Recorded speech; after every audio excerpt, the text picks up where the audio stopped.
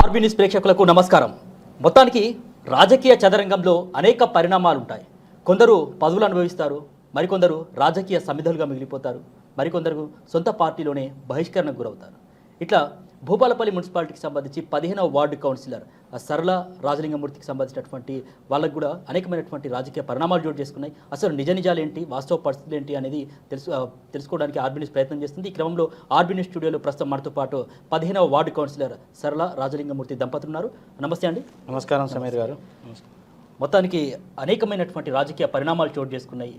మీ మాటలు కూడా చెప్పండి, అసలు ఏం జరిగింది? ఒక పార్టీ నుంచి బహిష్కరణకు ఎందుకు గురయ్యారు రాజలింగమూర్తి గారు? ఈ బుర్జోవా పార్టీలు వాస్తవానికి అప్పుడు గత ఎమ్మెల్యే ఏం చేసిందంటే కాంగ్రెస్లో గెలిచి నేను ప్రజా సంక్షేమం చేస్తానని ఏదో నమ్మబలికి ఇక్కడ కాంగ్రెస్లో గెలవడం జరిగింది. ఆయనకు మేము సపోర్ట్ చేసినాం.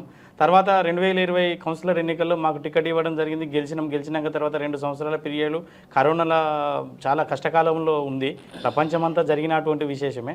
ఆ 2 సంవత్సరాలు దాటిన తర్వాత ఇక్కడ నిజ స్వరూపం గండ్ర వెంకటరామరెడ్డి, అతని అనుచరులు, మున్సిపల్ చైర్మన్, వైస్ చైర్మన్ వీళ్ళంతా ఏం చేసిందంటే ఇక్కడ ఈ ఖనిజ సంపదే కానీ, ఇక్కడ ఉన్న భూ సంపదే కానీ, ఇక్కడ అన్ని రకాలుగా ఆయన వ్యాపారాన్ని అభివృద్ధి చేసుకోవడానికి గండ్రరామరెడ్డి ఒక పద్మవ్యూహం ఊహించాడు. దానిలో కొంతమంది ఇక్కడ దళితుల భూములు, అసైన్ భూములు, సీలింగ్ భూములు, ఇక్కడ భూపాలపల్లి మున్సిపల్ పరిధిలో 75% గవర్నమెంట్ భూములు ఉంటాయి, 25% మాత్రమే పట్టా భూములు ఉంటాయి. వీటిని ఆక్రమించుకోవడానికి తన బినామీలకు కట్టబెట్టడానికి ఆయన ఒక పెద్ద ప్లాన్ వేయడం జరిగింది. దానిలో నాకు కొంత పరిజ్ఞానం ఉంది. ఇక్కడ భూములు కానీ, ఇక్కడ ఉన్న సీలింగ్ భూముల మీద కానీ, గవర్నమెంట్ భూములు కానీ, కొన్ని భూములు సింగరేన్లో పోయినాయి. వాటి మీద నాకు పూర్తి స్థాయి పట్టుంది. పబ్లిక్ తోటి నేను ఎందుకంటే ఇక్కడ మేము పుట్టింది ఇక్కడ, పెరిగింది ఇక్కడ, మా ఫ్యామిలీ ఒక 100 మంది దాకా ఉంటాం. ఈ పరిస్థితులలో ఆయన ఏం చేసిండంటే నాకు కొంచెం సహకరించాలి, నాకు కొన్ని భూములు కావాలి ఈ ప్రాంతం నుంచి, నువ్వు కొంచెం సహకరిస్తే నాకు వస్తాయని చెప్పిండు.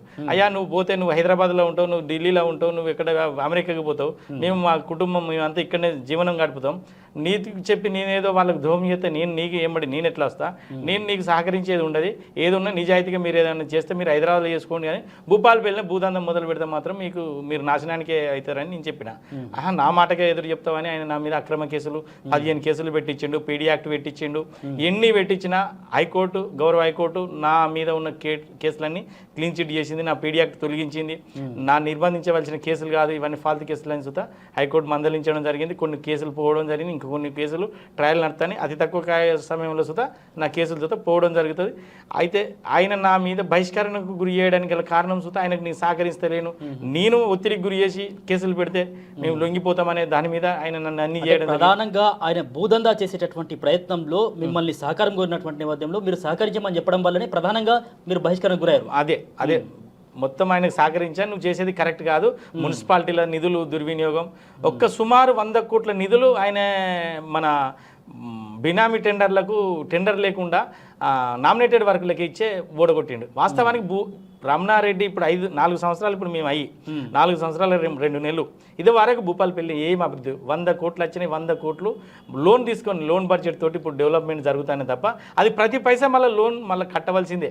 పేద ప్రజలు ఇప్పుడు కట్టే డ్రైన్ కానీ, రోడ్డు కానీ ప్రతిదీ టీఆర్ఎస్ లో ఇప్పటివరకు జరిగిన అభివృద్ధి అంతా కూడా సర్కార్ పైసల నుంచి కాదు, మొత్తం టోటల్ గా ప్రపంచ బ్యాంకు నుంచే కానీ బ్యాంకులలో లోన్ తీసుకొని మన కుదబెట్టి కేటీఆర్ గారు ఫండ్ తెచ్చింది కానీ తప్ప ఇప్పుడు అది మళ్ళీ 10 సంవత్సరాలు 20 సంవత్సరాలు మన మున్సిపల్ బడ్జెట్ నుంచి కట్టవలసిందే తప్ప. మీ సతీమణి కూడా 15వ వార్డు కౌన్సిలర్ గా ఉన్నటువంటి నేపథ్యంలో 15 వార్డు అభివృద్ధి గురించి మాట్లాడుకుంటే ఏం చెప్తారు? అక్కడ ఏం అభివృద్ధి జరిగింది?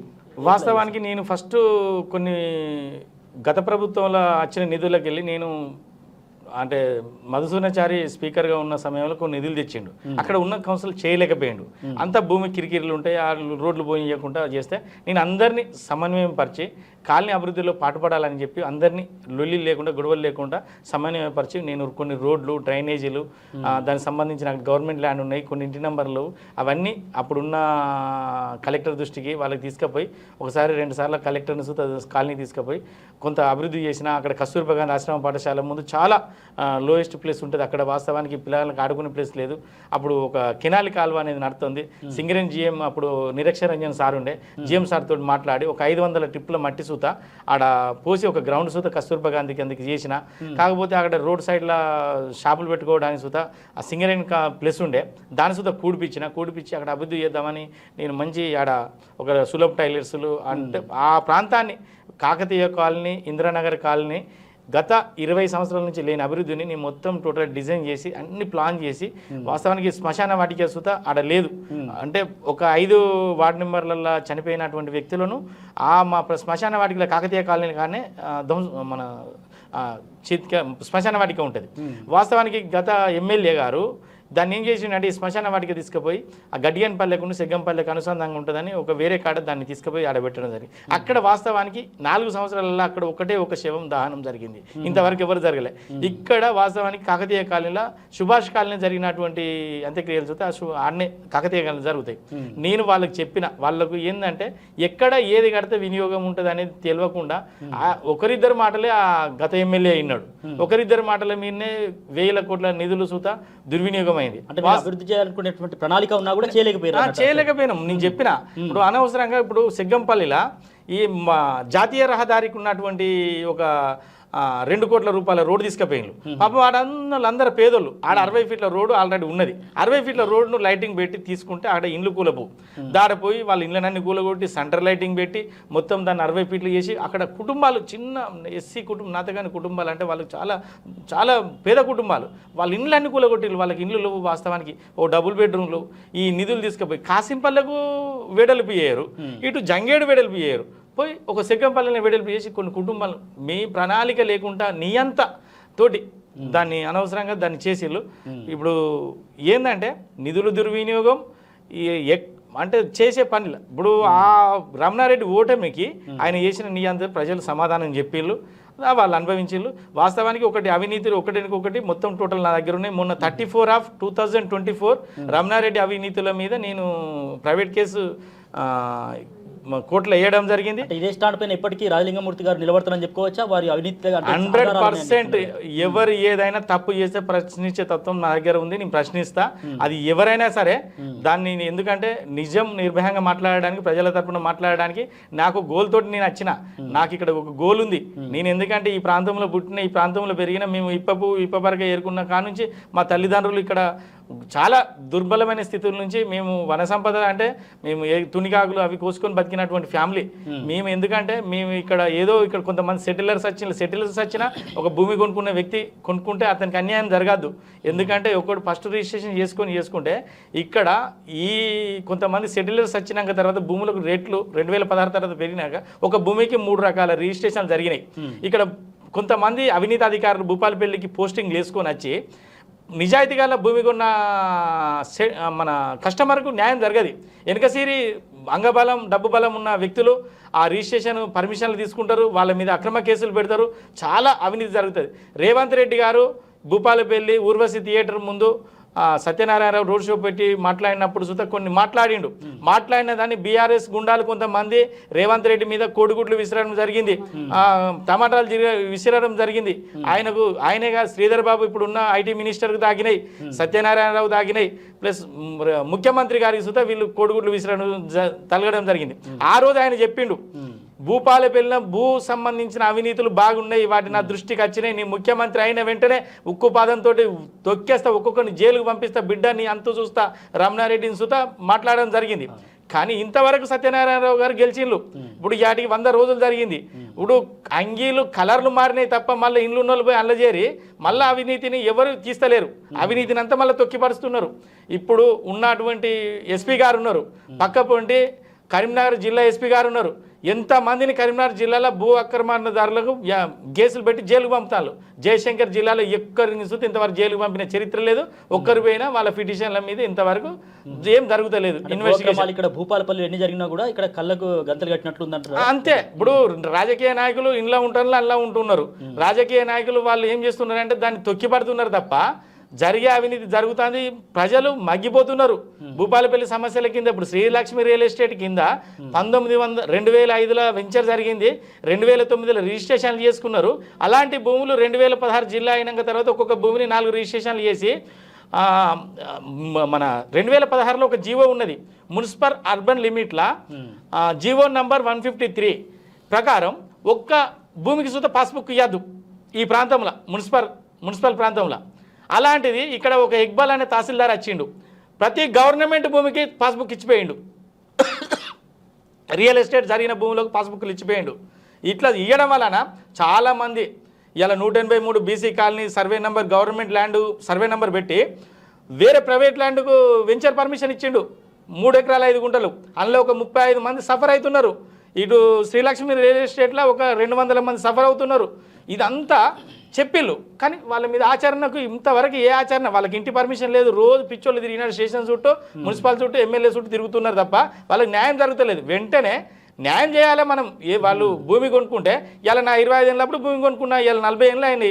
నేను ఎవరితోటి జల్లి పెట్టుకుంటారు, పిల్లలకు పెళ్ళిళ్ళు అవుతాయో అమ్ముకుంటే అవుతుందో అనే ఉద్దేశంతో ఇన్వెస్ట్మెంట్ చేసి కొనుక్కుంటారు. వాళ్ళకి లాభం లేకుండా జరుగుతుంది భూపాలపల్లిలో. మొత్తానికి అంటే ఇంతకుముందు మీరు చెప్పినట్టు ఏదైతే చర్యలు తీసుకుంటలేరు అయితే ఎమ్మెల్యే గారు అంటే ఇప్పటికే ప్రభుత్వం ఏర్పడి 3 నెలలు అవుతుంది. దీనికి సంబంధించి వాటిపైన మనం తప్పకుండా విచారణ చేస్తాం. ఎమ్మెల్యే రమణారెడ్డి గారికి సంబంధించి ఏదైతే భూ అక్రమాలకు సంబంధించి ఉన్నాయో వాటికి సంబంధించి తప్పకుండా నిజాలు నిగ్గుదేలుతాయి, విచారణ చేస్తామని అయితే చెప్తున్నారు.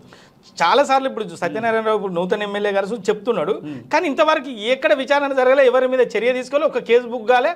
ఇప్పటికి ఏం జరుగుతుంది చూసుకుంటుంటాను. ఉదాహరణ నేను సుతకి మా సొంత ప్లాటు ఇక్కడ 2016లో మేము కేలిక భారతి 5 లింకులతోటి మేము ఒక 2 గుంటల ప్లాట్ కొనుక్కున్నాం. 305 సర్వే నంబర్ శ్రీతార గ్రాండ్ హోటల్ కాడ. మొన్న ఈ సత్యనారాయణరావు తోటి తిరిగి ఒక బుర్రచంద్ర అనే ఒక రౌడీ షీటరు, నేను కెక్కల రమేష్ వాళ్ళిద్దరు కలిసి నా భూమిని 10వ తారీఖు నాడు బ్లేడ్ పెట్టి దొబ్బిచ్చి నా బోర్ను ధ్వంసం చేసేళ్ళు. నేను పోలీస్ స్టేషన్లో 10వ తారీఖు నాడు కంప్లైంట్ ఇచ్చిన, ఇప్పుడే రసీదు తీసుకొని వచ్చిన. ఇప్పుడే మరి ఏమైనా సార్ ఇప్పుడు ఏదంటే పిలిపిస్తా అంటున్నారు, ఇంకంతవరకు పిలిపియలే. ఇప్పుడు నేరం రేవంత్ రెడ్డి గారే కానీ ఇప్పుడు సత్యనారాయణ ఇప్పుడు భూ కబ్జా రికార్డు చూడండి, పేపర్లు చూడండి, నువ్వు పరిశీలించండి, ఆ మనిషిని పిలిపియండి, అడగండి. మీరు వెంటనే చర్యలు తీసుకోవాలి, దాని మీద కేసులు రాయాలి, జైలుకు పంపాలి. మీరు లేట్ చేయడం వలన మీరు కాపాడినట్లేదు, రౌడీ భూ కబ్జాదారులను కాపాడినట్లే.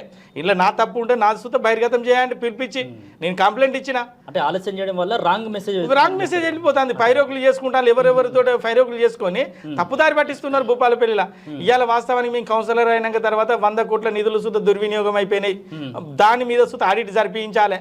పట్టణ ప్రగతి నిధులు ప్రతి నెల 52 లక్షల రూపాయలు వచ్చినాయి. ప్రతి సంవత్సరానికి 20 కోట్ల రూపాయలు మాకు పన్నుల ద్వారా వచ్చే బడ్జెట్. అసలు ఒక్కదానికి ఎక్కడ ఈ 4 సంవత్సరాల బట్టి ఈ నిధులేడా పోయినాయి, ఇవేం పోయినాయి. సత్యనారాయణరావు గారికి మొన్న నిధుల గురించే కానీ ఈ అక్రమ కబ్జాలు కృష్ణా కాలనీలో కొంతమందికి పట్టాలు ఇవ్వడం జరిగింది. సింగరేణి 76 జీవో ప్రకారం కొన్ని రిజిస్ట్రేషన్లు గవర్నమెంట్ చేసింది తీసుకొచ్చి. కొన్ని ప్లాట్లు ఏం చేస్తున్నారంటే కార్మికులకు ప్లాట్లు ఇస్తే మాకు హౌస్ మన కోటర్లు రావని ప్లాట్లు తీసుకోలే. అందులో ఆడాడ ఒక 100 ప్లాట్లు ఖాళీ ఉన్నాయి. ఖాళీ ఉంటే పక్క ప్లాట్లు వేసుకొని రిజిస్ట్రేషన్ చేసి దాన్ని అమ్ముకోవడం జరిగింది. వాటి మీద ఇంతవరకు దానిలో వాస్తవానికి జీఎం బల్లారి శ్రీనివాస్ దానిలో ఎస్టేట్ ఆఫీసర్ హస్తం ఉన్నది. వెంటనే విచారణ జరిపించాలి. ఇప్పుడు కావలిగా ఇవ్వాల్సిన అధికారులు అమ్ముకోవాల్సింది వాళ్ళకి ఎక్కడిది? అమ్ముకోలేకపోతే మీరు దాంట్లో ఎవడెవడు అమ్ముకున్నాడు వాళ్ళని బయట పెట్టండి. వీళ్ళు పేదలకు అవసరం అనుకుంటే ఎమ్మెల్యే గారు అందులో ఉన్న 100 ప్లాట్లు ఖాళీ ఉన్నాయి, నువ్వు తహసీల్దార్కి కానీ నువ్వు కలెక్టర్ గారికి చెప్పి పేదోళ్ళకి ఇల్లు లేని వాళ్ళకి ఇవ్వండి. నువ్వు ఎందుకు వాళ్ళకి కొమ్ము కాస్తున్నారు? నేను దానికి ఎందుకంటే నిర్భయంగా నేను మీ ఆర్బీ న్యూస్ మీడియా ద్వారా తెలుపుతాను. ఏది ఉన్నా మీ ప్రజలకు నిపాక్ష. ఇప్పుడు డబుల్ బెడ్రూమ్లు చూస్తున్నాయి, మీరు ఎందుకు లేట్ చేస్తాను? ఇల్లు లేని వాళ్ళకి మీరు ఇంటిని కేటాయించండి, వారు పోయి ఉంటారు. ఇదంతా ఎందుకంటే మనం ఆలస్యం చేయడం వలన దానిలో ఇంకా అనార్థాలు పెరుగుతాయి, దానిలో అవినీతి పెరుగుతుంది, దాని ప్రజలు మనం న్యాయం చేయని వాళ్ళం అవుతాం. మొత్తానికి రాజలింగమూర్తి అంటేనే ఒక బ్లాక్ మెయిలర్, కేసులు పెట్టి బెదిరింపులు గురి చేస్తారనేటటువంటి విమర్శలకు మీరేం చెప్తారు? వాస్తవానికి నేను ఇప్పటి వరకు నన్ను బ్లాక్ మెయిలర్ అంటే భూ కబ్జాదారుడు అని నాకు ఆల్రెడీ రౌడీ ల్యాండ్ గ్రాబర్ అని పెట్టిండు. భూపాలపల్లిలో ఒక్క గుంట నేను కబ్జా చేసినట్టుంటే నేను దేనికంటే దానికి అంబేద్కర్ బొమ్మ కాడ సాక్ష్యం అని నేను తొలి వెలుగు న్యూస్లో చెప్పినా, నేను తీన్మార్ వాళ్ళకు చెప్పిన, స్టూడియోలో రాజ్ న్యూస్లో డిబేట్లో చెప్పిన, వీటన్నిటిలో చెప్తాను, ఇప్పుడు చూసి చెప్తాను మీడియా. నేను ఒక్క గుంట ఎవరినైనా బెదిరించినట్టు నాకు 50 సంవత్సరాల చరిత్ర మీరు దేనికంటే సిద్ధం ఉంటా. నేను ఎవరిని ఇప్పుడు నా మీద పెట్టినటువంటి కేసులకు సాక్ష్యాలు లేకపోతున్నాయి, వీళ్ళు పెట్టించిన తప్పుడు కేసులకు. ఒక్క కేసుకు నేను ప్రశ్నించినందుకే నాకు ఇవన్నీ వస్తున్నాయి. వాస్తవానికి నేను ఇక్కడ ఉన్నా, నేను చేయాలంటే నేను అవినీతి చేసి సంపాదించుకోవాలంటే ఇప్పుడు నా అంతా ఎవడు ఉండవు.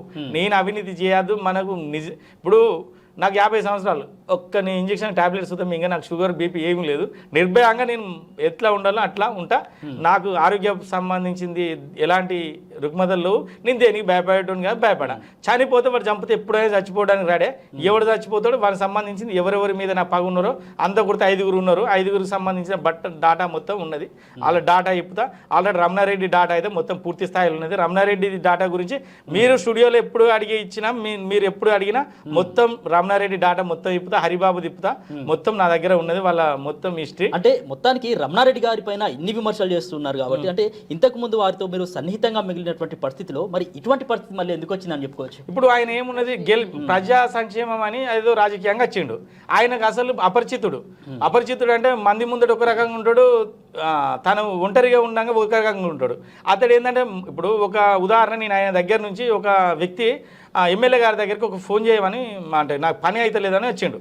వచ్చినాక తర్వాత అది నా ముందట ఏమున్నది ఎస్ఐ గారికి ఫోన్ చేసి మా ఆవిడ వచ్చిండు, ఎందుకు పని చేస్తలేవు అంటే బెదిరించిండు. ఆయన ఏమనుకున్నాడు, అబ్బా బెదిరించిండు, నా పని అవుతుందని ఆయన వెళ్ళిపోయాడు. మళ్ళీ తర్వాత 10 నిమిషాల తర్వాత నేను చేసినా కానీ నువ్వు దాన్ని పట్టించుకోకు, హోల్లో పెట్టు అని అంటే ముందు చెప్పేది ఒకటి ఉంటుంది, వెనుక చెప్పేది ఒకటి ఉంటుంది. వీళ్ళని నమ్మి కనుక వాడు పోయి ఎక్కడైనా పోతే మళ్ళీ ఉల్టా వాని మీదనే కేసు అవుతుంది. ఏంటంటే వీళ్ళ నీచ రాజకీయాలు, అసలు ఇటువంటి రాజకీయ నాయకులను అసలు వాస్తవానికి ప్రజలు ఎన్నుకోవద్దు. వాళ్ళ దగ్గర ఒక గోల్ లేదు, వాళ్ళు స్వార్థం కోసం రాజకీయాల్లోకి వచ్చి వాళ్ళ ఆస్తులు పెంపుకోవడానికి. కానీ రాజలింగమూర్తి గారు ఇంతకుముందు మీరు చెప్పినట్టు నాకు కూడా ఒక గోల్ ఉందని చెప్పుకుంటారు. అసలు గోల్ ఏంటి?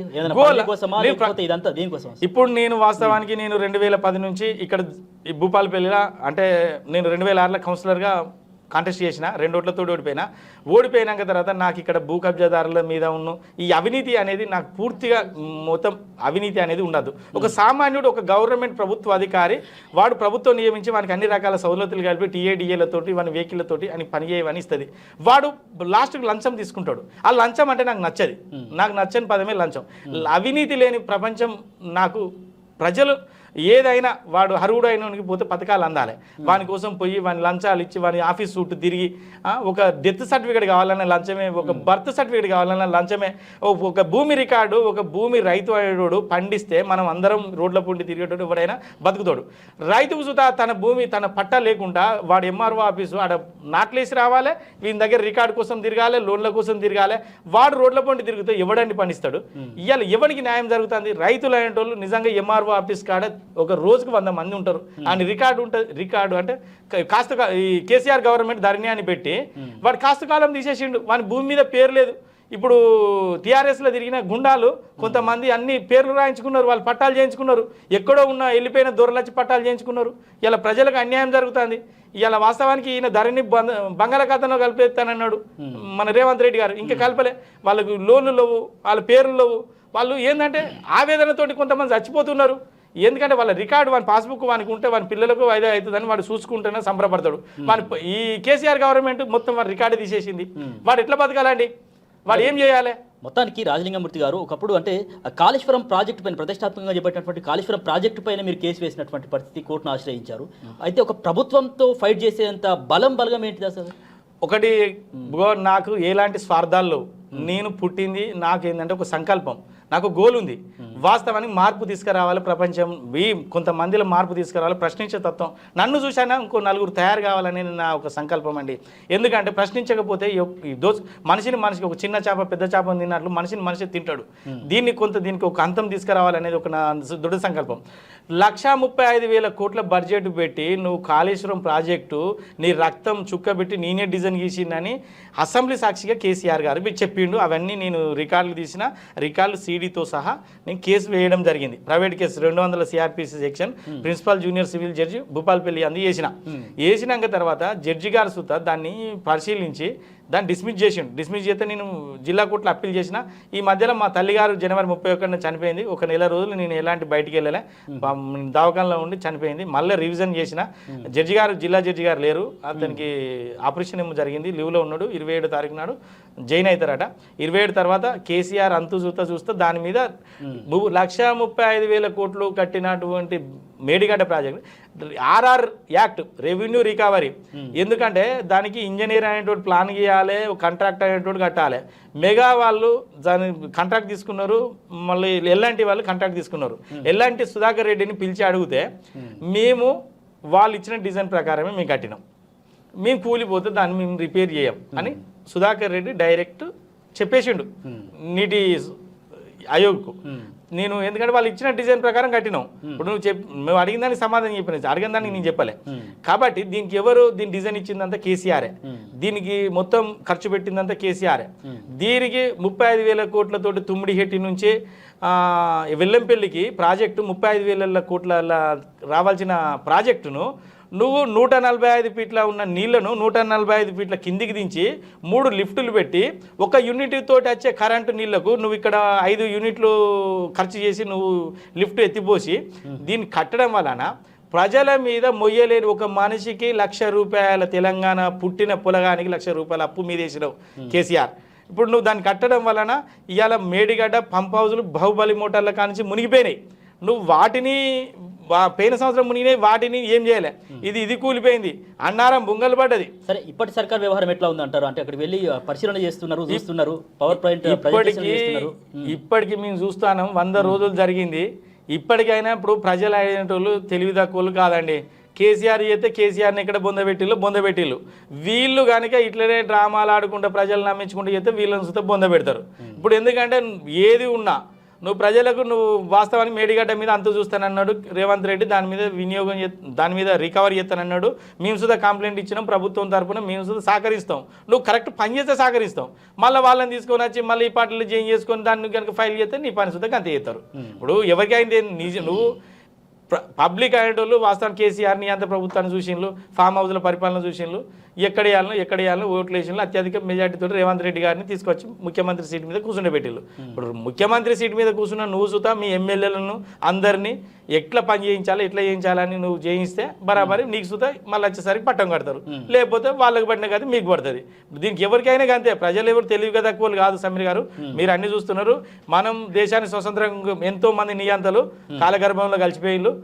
ఎవరైనా అంతే, నువ్వు మంచి చేస్తే చరిత్రలో పేరు చెక్కబడుతుంది, చెడు చేస్తే చరిత్ర మన పేరు ఇంతకు ముందు మీరు చెప్పినట్టు అప్పుడు ఉన్నటువంటి రమణారెడ్డి గారికి ఎమ్మెల్యేగా ఉన్నప్పుడు అంటే సహకరించకపోవడం వల్లే ఇట్లాంటి కేసులు పెట్టిర్రు, బహిష్కరణ చేయడం జరిగిందని మీరు చెప్తున్నారు.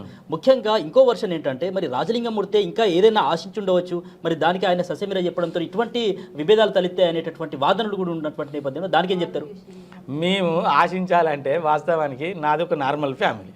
ఇప్పుడు నేనైతే 5 నిమిషాలు అయితే నేను ఒక అదాయనో అంబానో కాదు కదా. నేను ఏం ఆశిస్తా?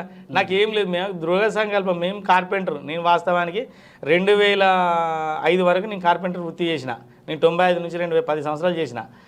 నాకు ఎలాంటి గోల్ లేదు. నాకు అనుకోకుండా నా పరిణామాలు ఏంటంటే నన్ను డిస్టర్బ్ చేయడం వల్లనే మెల్లమెల్లగా ఈ దారికి వచ్చినాక తర్వాత నాకు బతకడానికి ఒక ట్రాక్టరు, ఒక సింగరేణి కాంట్రాక్టరు, నాకు నా కుటుంబాన్ని పోషించుకునే మందం నాకు రాబడి అనేది ఉంది. కాకపోతే నాకు అత్యాశంగా ఇప్పుడు ఒక ఐటీ ఉంటుంది, మనకు పెరుగుతా అంటే అది చూస్తుంది మనకు ఎన్ని ఆస్తులు వచ్చినాయి, ఎట్లా ఆస్తులు వచ్చినాయి, ఎక్కడ మనకు ఎన్ని కొన్నాం, మన పాన్ కార్డు ఆధార్ కార్డుతో లింకులతోటి నీ ఏ సంవత్సరం ఎంత నిధులు పెరిగినాయి అనేది అది 5 నిమిషాలకు చిట్ట తీయవచ్చు. ఈ ఆధార్ కార్డు వచ్చినాక తర్వాత నువ్వు ఒక్కొక్కటి ఆస్తులు అని తీస్తారు. నేను ఎలాంటి ఆశించలే, నాకేం లేదు, నాకు ఏది ఆశించలే. నేను నిజాయితీగా ఉన్నా. ఒక కౌన్సిలర్గానే 3 సార్లు పోటీ చేసిన, 2 సార్లు ఓడిపోయినా, ఒకసారి గెలవడం జరిగింది నా భార్య. నాకు అలాంటివి ఉంటే నేను వాస్తవానికి నాకు చాలామంది నాకు సన్నిహితులు ఉన్నారు. కాకపోతే ఏంటంటే నేను ఒక గ్యాంగులు మెయింటైన్ చేయడం, దాని డబ్బు ఖర్చు చేయడం నాకు అది ఇష్టం లేదు. నేను అది నేను తాగియడం, తినిపియడం, రాజకీయాలు ఉల్టా రాజకీయాలు చేయడం నాకు ఇష్టం లేదు. ఏదైనా ప్రశ్నించే తత్వం ఉన్నది. నేను ఎవరినైనా ఎక్కడినైనా డైరెక్ట్ ప్రశ్నిస్తా.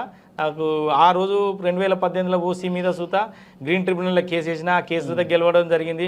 వాళ్ళు సూత గ్రీన్ ట్రిబ్యునల్లో సుప్రీంకోర్టు అప్పీల్ చేసుకున్నారు. అప్పీల్ చేసుకున్న విషయంలో సూత సుప్రీంకోర్టు ఏమన్నదంటే నీకేం నష్టం జరిగిందో చెప్పండి లింగమూర్తి గారు అని అడిగిండ్రు. వాస్తవానికి ఏంటంటే నష్టం జరిగిందని నాకైతే ఏం ఇల్లు లేవు. నష్టం జరిగినటువంటి వాళ్ళని తీసుకుపోవడానికి సుప్రీంకోర్టు తీసుకుపోవడానికి సూత నేను ఇప్పటికీ రెడీ ఉన్నా. మొత్తానికి అంటే ప్రశ్నించే క్రమంలో అనేకమైనటువంటి కేసులు మీరు వేస్తున్నారు, వాటిని మళ్ళీ ఎదుర్కొంటున్నారు. మరి ఈ నేపథ్యంలో ఇబ్బందులు పడ్డటువంటి సందర్భాలు లేవా? ఇబ్బందులు అంటే పడతాం. ఇప్పుడు వాసుదేవుడు అసంటుంటే గాడిదికాలు పట్టిండట. దానిలో నేనెంత వాస్తవానికి ఇప్పుడు ఒకే గుట్టకు 2 రాళ్ళు పుడతాయి. ఒక శిల్పి కడప ఎక్కుతాడు, అదే శిల్పి ఒక విగ్రహాన్ని ఎక్కుతాడు. కడపనేమో తొక్కుతారు, జనం శిల్పాన్ని మొక్కుతారు. ఎంత ఒత్తిడికి గురైతే ప్రజలకు మనం అంతా సుపరిచితులమవుతాం. వాస్తవానికి ఇక్కడ భూపాలపల్లిలా కేసులు పెట్టాలంటే రమణారెడ్డికి ఎంతోమంది ఉన్నారు. ఎంతోమంది కాదు, ఎదుర్కొనే వ్యక్తి అనేటువంటి గట్టి వ్యక్తి మీదనే వాడు ఇబ్బందులకు గురి చేస్తాడు. నన్ను ఎదుర్కొనే దమ్ము అతని దగ్గర లేకనే అక్రమ కేసులు పెట్టిండు. మాట్లాడే ఇవన్నీ ఏంటి? ఇవన్నీ వాళ్ళ అవినీతి దందా తీస్తాడు, ఎక్కడ బయట పెడతాడు, వీడు ఏం చేస్తాడు అనే ఉద్దేశంతో నన్ను అనగదొక్కుతామని నన్ను ఈ జైలు కేసులు పెట్టేసి. ముఖ్యంగా అయితే గుడికి సంబంధించి కూడా ఎవరితోనూ కావలసుకునే మీతోని ఎవరో ఈ కేసు వేయించడం జరిగిందని కూడా చెప్పారు. నేను ఎవరో చెప్తే చేసేటోని కాదు. నేను ఇక్కడ స్థానికంగా పుట్టిందే నా నెగిటివ్ ప్లేసే జంగేడు. ఇక్కడ ప్రతి అణువు తెలుసు. నువ్వు నీ అయ్య పేరు మీద ఇప్పుడు 60 కోట్లు వసూలు చేసినావు. దాని మీద డిఎంఎఫ్టీ నిధులు 250 కోట్లు, సిడిఎఫ్ నిధులు 20 లక్షల రూపాయలు నువ్వు వసూలు చేసి కట్టినావు. ఇప్పుడు ప్రతి అవినీతి అధికారి ఒక సిఐ భూపాలపల్లికి రావాలంటే రమణారెడ్డికి 20 లక్షల రూపాయలతోనే సిఐ రావాలి. మొత్తం భూపాలపల్లి జయశంకర్ జిల్లా అధికారులంతా అవినీతి. నువ్వు పైసలు ఇస్తేనే ఆయన గుడికి చందరాస్తేనే రావాలి. అట్లా నువ్వు వసూలు చేసినాయి 60 కోట్లు. నువ్వు దాన్ని కట్టినాయి అంత కొడితే 7 కోట్లు కాలే. నువ్వు 7 కోట్లలో నీకు ఆల్రెడీ ఈ ఓసీ అయినా నీకు 2 కోట్ల రూపాయలు దాని కృష్ణశీలకు డబ్బులు ఇచ్చిండు. నువ్వు కడమై దాని పేరు చెప్పుకొని నువ్వు 2,000 రూపాయలు పంచినావు. ప్రజలందరికీ తెలుసు. వెంకటేశ్వర స్వామి టెంపుల్ బొమ్మ క్యాలెండర్ పెట్టుకొని రమణారెడ్డి పంచావు. నీకు ఎందుకు కూడా వేయలే? మా ప్రజలు తెలియలేదా? భూపాలపల్లి జయశంకర్ జిల్లా ప్రజలు తెలియదా? వెంకటేశ్వర స్వామి ఫోటో నువ్వు 2,000 రూపాయలు ఇచ్చినావు. మరి ఎందుకు వేయలే? నీకు నువ్వు అంతా ఇచ్చినా నీకు వేయలేదంటే నీకు కారణం ఏంటిది? నువ్వు వెంకటేశ్వర స్వామి టెంపుల్ పేరు మీద సంపాదించిండు. ఆ వెంకటేశ్వర స్వామి ముంచిండు తప్ప దాన్ని రమణారెడ్డిని ఎన్ని అవినీతులు చేసిండు. ఆ దేవుడు అని ఇప్పుడు తాత్కాలికంగా నన్ను జైలు చేసి కష్టాలు పాలు చేయవచ్చు, కానీ ఆ దేవుడు భగవంతుడు అనే చూస్తాడు. వాడిని ఏం చేయాలని అది చేసిండు. దాని మీద ఎవడో చెప్తే నేను కేసేయలే, నాకు ఎవరు సహకరించలే. ఇప్పుడున్న గండ్ర సత్యనారాయణ గారితో సుతా మా కాలనీ అభివృద్ధి గురించి, నా గోల్ గురించి చెబుదామని ఇప్పుడు 10 సార్లు పోవడం జరిగింది. ఆయన సుతా ఇదివరకు ఒక 10 నిమిషాల సుతా నాకు టైం ఇవ్వలే, ఇంతవరకు సుతా మాట్లాడతలేడు. మేము 10 సార్లు మా భార్యాభర్తలు పోయినాం. మా కాలనీ అభివృద్ధి కానీ భూపాలపల్లి అభివృద్ధి కానీ కొంతసారి మీరు ఇట్లా చేస్తే మీకు అంటే మా గోల్ ఉంది. ఇప్పుడు నేను ఏం చేయలేదు. నేను ఒక కౌన్సిలరు. మాది ఏమున్నదండి, చిన్న బిందువు. మేము చేస్తే అయ్యేది కాదు, పోయేది కాదు. మొన్న వాస్తవానికి ఆయన అవిశ్వాస తీర్మానం పెడితే చూస్తా స్వచ్ఛందంగా మీరు పెట్టండి, మేము సహకరిస్తామని స్వచ్ఛందంగా మేము కాంగ్రెస్ మద్దతు తెలుపుతామని పోయినాం. అయినా వాళ్ళు వాళ్ళ ఇష్టం, ఇక దానికి మేము ఏం లేదు.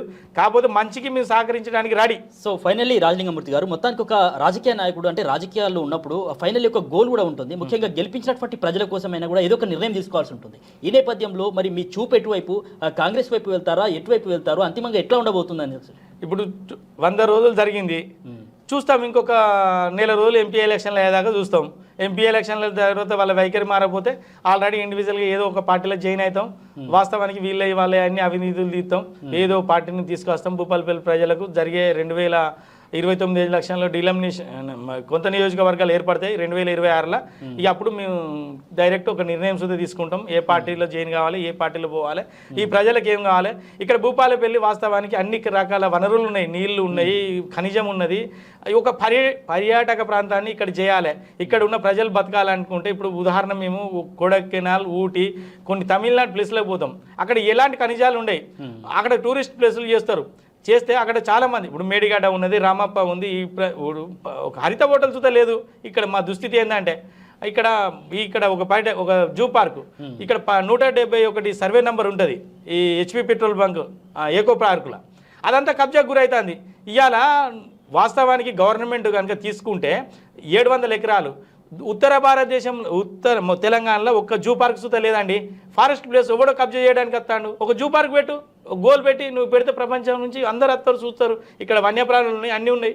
నువ్వు ఏం లేదు, వాళ్ళు ఎవరి స్వార్థం కోసం వాళ్ళు రాజకీయం చేసుకుంటారు తప్ప ఈ భూపాలపల్లిని డెవలప్ చేద్దామని ఒక్కరి దగ్గర కాన్సెప్ట్ లేదండి. చెప్తా వినడు, ఒకటి చేయడు, అంత భూ కబ్జాలు వాళ్ళు అంతే. ఈ ఫ్యాక్టరీలు పెట్టాలి.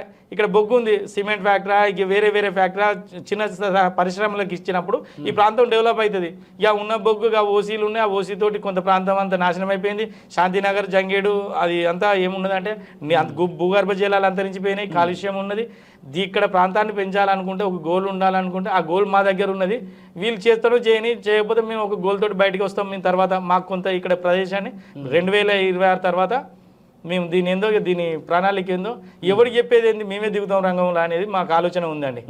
మొత్తానికి రాజలింగమూర్తి గారు ఫైనల్లీ చెప్పండి, ఆర్బీ న్యూస్ స్టూడియో వేదికగా అనేకమైనటువంటి చెప్పారు విషయాలు మీ తరపున, అదేవిధంగా అనేకమైనటువంటి ఆరోపణలు కూడా చేశారు. వీటన్నిటికీ కూడా ఇప్పటికి కూడా కట్టుబడి ఉంటారా? ఎప్పటి కట్టుబడి ఉంటా. మనం 200 సంవత్సరాలు బతుకం మీరు గారు, మన ఆలోచనలు బతికి ఉండాలి ప్రజల గుండెల్లో. నాది దిశ నిర్దేశం ఏందో, నా గోల్ ఏందో, నా ఆత్మ సంకల్పం ఏందో నాకు తెలుసు. నువ్వు 100 చేసినా నాకు ఇప్పుడు ఏంటంటే కష్టకాలంలో కష్టం చేసిన వాటి గురించి నాకు తెలుసు. ఇప్పుడు ఎవడో నేను అధికారం రాగానే వాడు నా దగ్గరికి సంచులు ముడ్డలు పట్టుకొస్తే మారే వ్యక్తిని కాదు.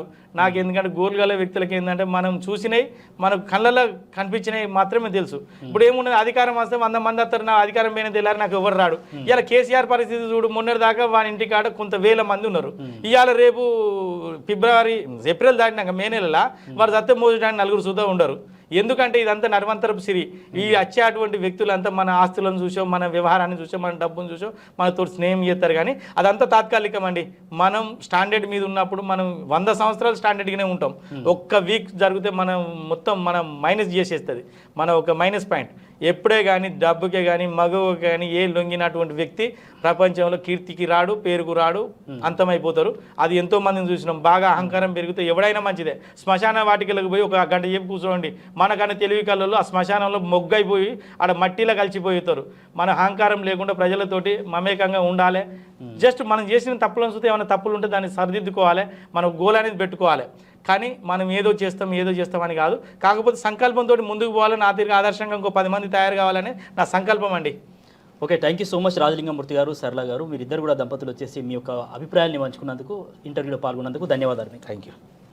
సో మొత్తానికి ఏదైతే చూశారు కదా, రాజలింగమూర్తి అదేవిధంగా సరళ దంపతులు చెప్తున్నటువంటి మాటలు ఏవైతే ముఖ్యంగా అహంకారంతో పాటు మరి డబ్బుకు తలొగ్గేటటువంటి ఎంత పెద్ద హేమాహేమిలైనా పాతాళానికి పడిపోక తప్పదంటూ వారు చెప్తున్నారు. ముఖ్యంగా తనకు ఒక లక్ష్యం ఉంది, మరి దానికోసమే తాను పనిచేస్తున్నాను. ముఖ్యంగా ఏవైతే భూపాలపల్లికి సంబంధించి అనేకమైనటువంటి భూకబ్జాలు జరుగుతున్నాయి కాబట్టి తప్పకుండా దానిపైన చర్యలు తీసుకోవాలి, పేదలకు న్యాయం జరగాలని వారైతే కోరుతున్నారు. ఇక కాంగ్రెస్కు సంబంధించినటువంటి పరిపాలనను తాను చూస్తున్నాను, ఖచ్చితంగా ఆ పాలన నచ్చినట్లయితే కనుక అటువైపు కూడా వెళ్ళేటటువంటి అవకాశాలు లేకపోలేదని కూడా వారు చెప్తున్నటువంటి పరిస్థితి. ముఖ్యంగా ఏదైతే ఆర్బీ న్యూస్ స్టూడియో వేదికగా చెప్తున్నటువంటి ప్రతి మాట కూడా తాను కట్టుబడి ఉన్నట్లు రాజలింగమూర్తి గారు అయితే చెప్తున్నారు. ఇది ఈనాటి ఇంటర్వ్యూ. మరో ఇంటర్వ్యూలో మరో గెస్ట్తో మళ్ళీ కలుద్దాం. చూస్తూనే ఉండండి ఆర్బీ న్యూస్.